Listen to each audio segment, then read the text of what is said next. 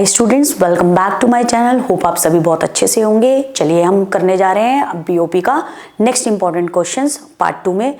वो है आपका बहुत इंपॉर्टेंट क्वेश्चन है जो कि है आपका कैपिटल अकाउंट। देखिए capital account in balance of payment. देखिए कैपिटल अकाउंट क्या चीज़ होता है, जैसे मैंने आपको करंट अकाउंट बताया था ऐसे आपका एक कैपिटल अकाउंट भी है। अब कैपिटल अकाउंट क्या चीज़ होती है? It is debt account in BOP which records all those transaction between the resident of a country। पहले आप एक बात याद रख लें, रेजिडेंट ऑफ अ कंट्री कौन होता है? हम हर कंट्री का रेजिडेंट ऑफ अ कंट्री होता है जो उसी कंट्री के अंदर क्या चीज़ है, बर्थ प्लेस हो, जिसका मोटिव कंट्री के हक में हो। ठीक है, रेजिडेंट ऑफ अ कंट्री। अगर हम इंडिया की बात करें तो यानी वो इंडिया के पीपल की बात हो रही है। ठीक है, तो ये बात बोल रहे हैं it is debt account in BOP which record all those transaction between resident of a country and rest of the world. ये ऐसा अकाउंट है जिसके ऑफ बीओपी जो रिकॉर्ड करता है वो ट्रांजेक्शन, मैंने आपको डेफिनेशन भी बताया, ट्रांजेक्शन इंपोर्ट और एक्सपोर्ट, वो ट्रांजेक्शन रिकॉर्ड करता है जिसके अंदर किसके बीच में, resident of a country and rest of the world. ये वो अकाउंट ऑफ बीओपी है जो रिकॉर्ड करता है जितनी भी transaction of export and import हुई है between the resident of a country and rest of the world, जिसके कारण, ये बात ध्यान से सुनना, जिसके कारण चेंज किस में हो रहा हो, assets and liabilities of the resident of a country और इट्स गवर्नमेंट, जिसके कारण चेंज हो रहा है एसेट्स और liabilities of the resident of a country और गवर्नमेंट। एसेट्स और लायबिलिटी आपने अकाउंट्स में भी पढ़ रखा होगा। देखिए एसेट्स क्या हो सकता है, बढ़ सकते हैं, कम हो सकते हैं। ठीक है, ऐसी लायबिलिटीज किसी पर्सन की बढ़ सकती है और क्या हो सकती है, कम हो सकती है, जिसके कारण, जिसके बिकॉज ऑफ दैट चेंज किस में हो, रेजिडेंट ऑफ अ कंट्री और गवर्नमेंट में चेंज आ जाए। देखिए ये वो अकाउंट ऑफ बीओपी है जिसमें रिकॉर्ड कर रहे हैं हम ऐसी ट्रांजैक्शन जो किन के बीच में हुई है, resident of a country and rest of the world, जिसके कारण चेंज किस में आ जाए, एसेट्स और लायबिलिटीज, एसेट्स और लायबिलिटीज में चेंज आ जाए of the resident of a country and government. Assets can be increase और डिक्रीज और liabilities of a person can be increase और डिक्रीज। ठीक है, लायबिलिटीज पता होगा, उधार बढ़ भी सकता है, कम भी हो सकता है। नेक्स्ट देखिए, अब है आपका कैपिटल अकाउंट के components. Component of capital account क्या चीज़ है, ये कंपोनेंट है बेटे। कैपिटल अकाउंट्स के कंपोनेंट क्या चीज़ है? पहला है आपका foreign investment assets. Foreign investment assets के दो पार्ट हैं, एफडीआई डिटेल में पढ़ेंगे हम, एफएफआई डिटेल में पढ़ेंगे हम। नेक्स्ट है आपका बोरोइंग लायबिलिटीज। बोरोइंग लायबिलिटीज दो पार्ट में डिवाइडेड है फर्दर, वो है आपके कमर्शियल बोरोइंग, दूसरा है आपका borrowing from IMF, international monetary fund. ठीक है, तो याद रखना, इसको हम डिटेल में पढ़ेंगे, कंपोनेंट ऑफ कैपिटल अकाउंट है। देखिए बेटा नेक्स्ट, बच्चा ध्यान से देखिए, आपका पहला है फॉरेन इन्वेस्टमेंट हैज टू सब कंपोनेंट। फॉरेन इन्वेस्टमेंट के दो पार्ट हैं, दो पार्ट्स में डिवाइड है। एक है आपका फॉरेन डायरेक्ट इन्वेस्टमेंट। देखिए फॉरेन डायरेक्ट इन्वेस्टमेंट होता क्या है, ठीक है, it refers to the investment done in another country. देखिए एक ऐसी इन्वेस्टमेंट जो अदर कंट्री में की गई हो, जैसे फॉर एग्जांपल हमारे इंडिया के किसी पर्सन ने यूएसए में जा करके लैंड और बिल्डिंग को परचेज किया हो। बहुत ध्यान से सुनना, फॉरेन डायरेक्ट इन्वेस्टमेंट क्या होता है, ये होता है, सपोज करो इंडिया के किसी पर्सन ने जा करके यूएसए में लैंड और बिल्डिंग खरीदी हो, उसका फुल्ली कंट्रोल हो उसके ऊपर। अगर उसका फुल्ली कंट्रोल होगा तो वो क्या कहलाया जाएगा, फॉरेन डायरेक्ट इन्वेस्टमेंट। उसके साथ कोई धोखाधड़ी ना हो, उसके साथ पूरा फुल कंट्रोल हो उस प्रॉपर्टी पे, तो वो क्या कहलाया जाएगा, foreign direct investment. Foreign direct investment refers to the investment done in another country either by the resident of a country. बेटा ध्यान से सुनना, या तो रेजिडेंट ऑफ अ कंट्री, या तो रेजिडेंट ऑफ अ कंट्री करेगा, जिस कंट्री में भी जो पर्सन रह रहा हो, जैसे इंडिया का रेजिडेंट है सॉरी इंडिया का रेजिडेंट जो इंडिया में रह रहा है, या तो वो पैसा इन्वेस्ट करे या फिर गवर्नमेंट, और along with the power to control them, उनके पास फुल्ली पावर है उनको कंट्रोल करने के लिए अपनी लैंड और बिल्डिंग। जैसे for example purchase of land and building bye resident of a country, कहाँ पर, इन यूएसए। अगर कंट्रोल पूरा है तो वो क्या कहलाया जाएगा, फॉरेन डायरेक्ट इन्वेस्टमेंट। ठीक है, नेक्स्ट देखिए आप, नेक्स्ट है आपका पोर्टफोलियो इन्वेस्टमेंट और foreign institutional investment. Portfolio investment को फॉरेन इंस्टीट्यूशनल इन्वेस्टमेंट भी बोलते हैं।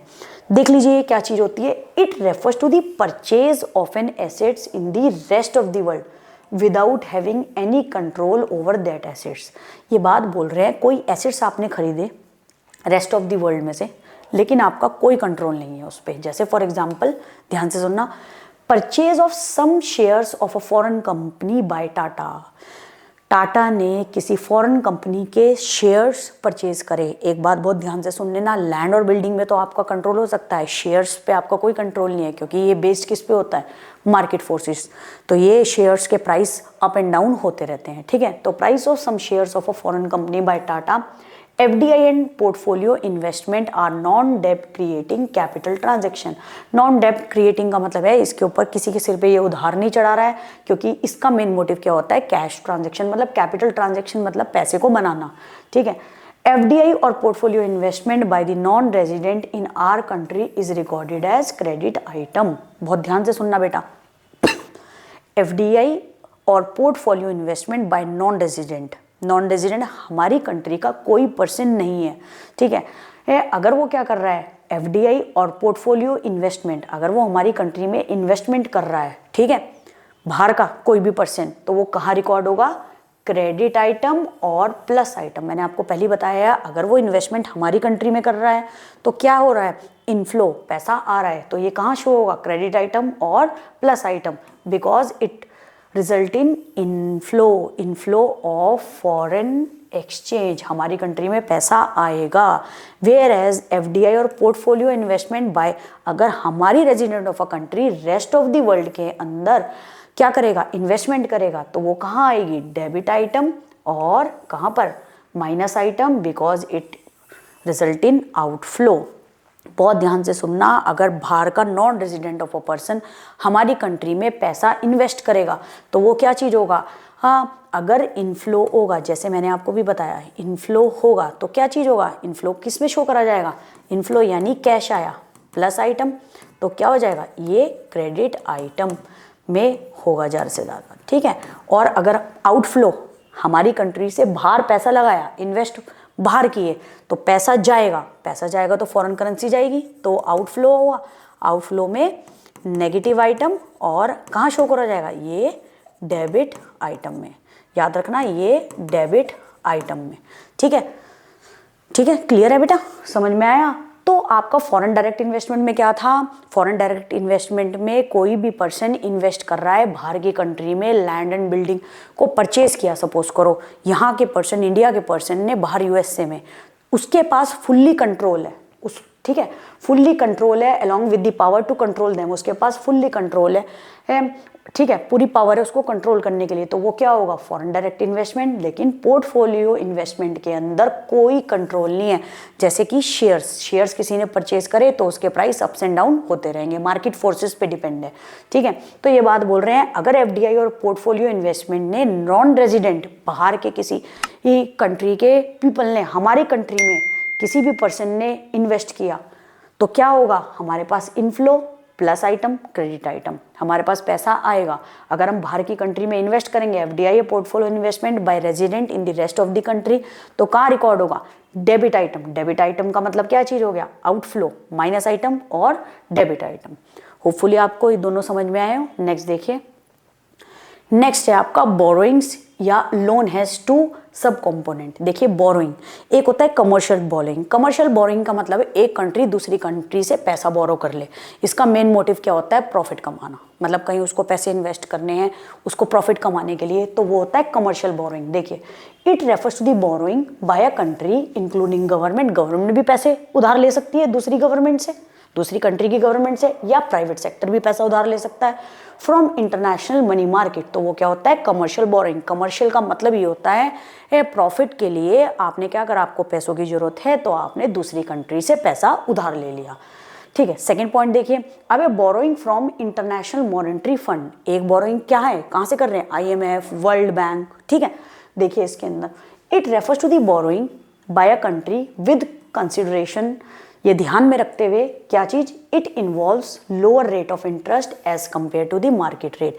ये वो बोरोइंग है जो IMF से करी जाती है, किस लिए, सपोज करो सोशल वेलफेयर एक्टिविटीज़ के लिए कोई काम रुका हुआ है, सोसाइटी के वेलफेयर के लिए कोई काम रुका हुआ है, तो मार्केट रेट ऑफ इंटरेस्ट से कम कंसेशनल रेट पे, जैसे मार्केट रेट ऑफ इंटरेस्ट 10 है, यहाँ पे क्या देना पड़ेगा, 2 या 3, ठीक है, जिसके लिए क्या चीज़ होगा, it involves lower rate of interest as compare to market rate.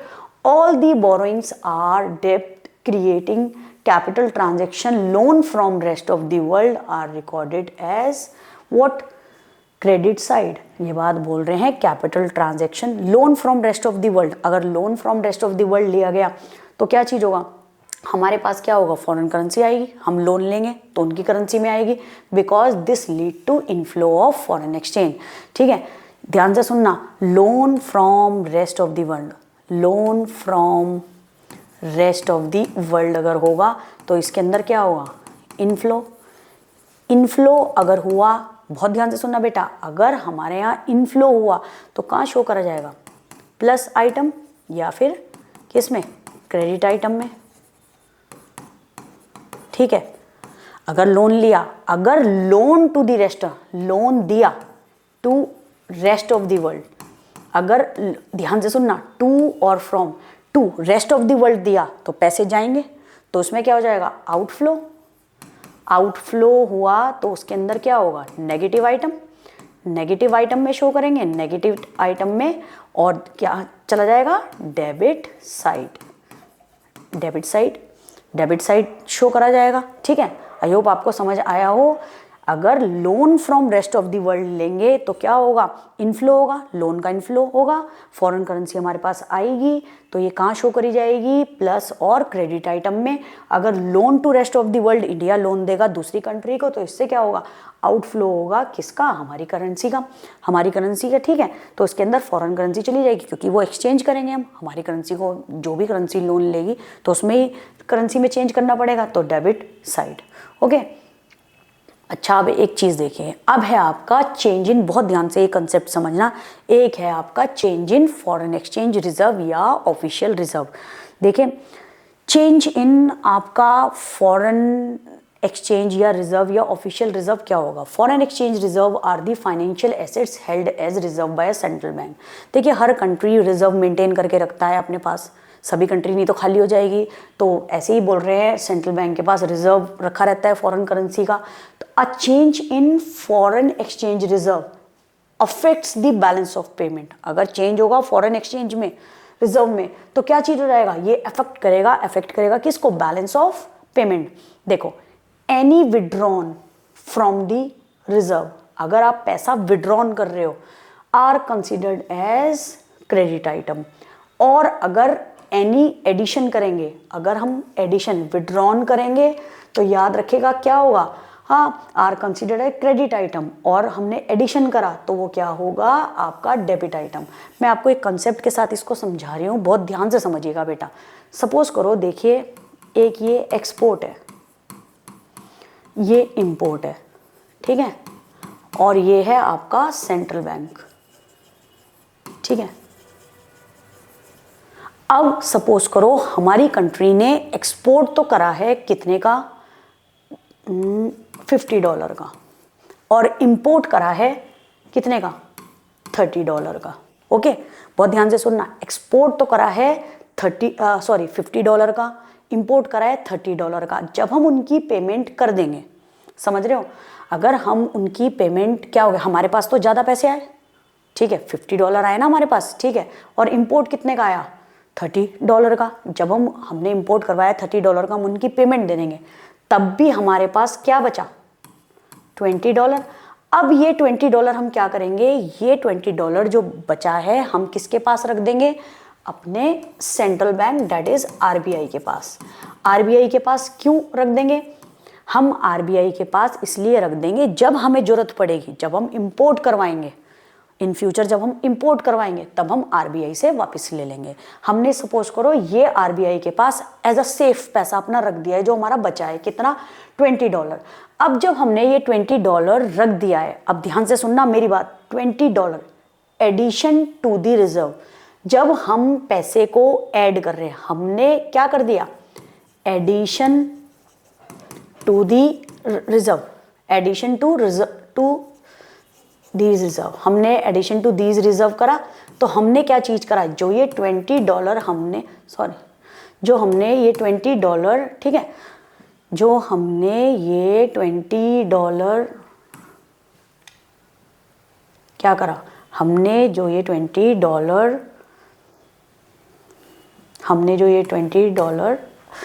Reserve में ऐड कर दिए, तो डैट मीन्स क्या हुआ, जो any addition to the reserve are considered debit item, यानी ये क्या चीज हो गया, माइनस आइटम और डेबिट आइटम। ओके, ये बात समझ में आई, ये माइनस आइटम और डेबिट आइटम हो गया। ठीक है, अब बहुत ध्यान से सुनना, ये किस में चला गया, आपके एडिशन, ये इसके साथ आप ध्यान से सुनना, मैंने क्या चीज़ बताई है आपको, ये $20 था, हमने सेंट्रल बैंक में रख दिया आरबीआई में, तो ये एडिशन कर दिया हमने यहाँ पे भेज दिया रिजर्व, जिससे हमारे पैसे इसमें से क्या हो गए, हमारे पास से चले गए। सपोज करो ये एक्सपोर्ट और इंपोर्ट ये इंडिया का है और ये सेंट्रल बैंक है, इसमें हमने पैसे क्या करे, ये जब हमें जरूरत पड़ेगी तब निकाल देंगे, जब हमने पैसे इनको दे दिए, समझ रहे हो, ये हमने सपोज करो ये बच्चे हैं, ये फादर है, हमने क्या करा, ये पैसे बच गए, हमने फादर को दे दिए, जब हमें जरूरत पड़ेंगे तब हम ले लेंगे, तो हमने यहाँ जमा करवा दिया, तो हमारे पास से तो पैसा गया तो माइनस आइटम या डेबिट आइटम। अब देखिए नेक्स्ट कंसेप्ट, सपोज करो हमारा एक्सपोर्ट हुआ है $20 का, ठीक है, और इंपोर्ट हुआ है हमारा $50 का। ओके, तो हमें क्या करना है, अब हमें पेमेंट करनी है, एक्सपोर्ट तो हमारा कम का हुआ है और इंपोर्ट हमारा 50 का हुआ, जब हमारे पास एक्सपोर्ट तो 20 हुए हैं, ठीक है, अभी भी कितने हमें पेमेंट देनी है, 30, कितने, $30 देने हैं।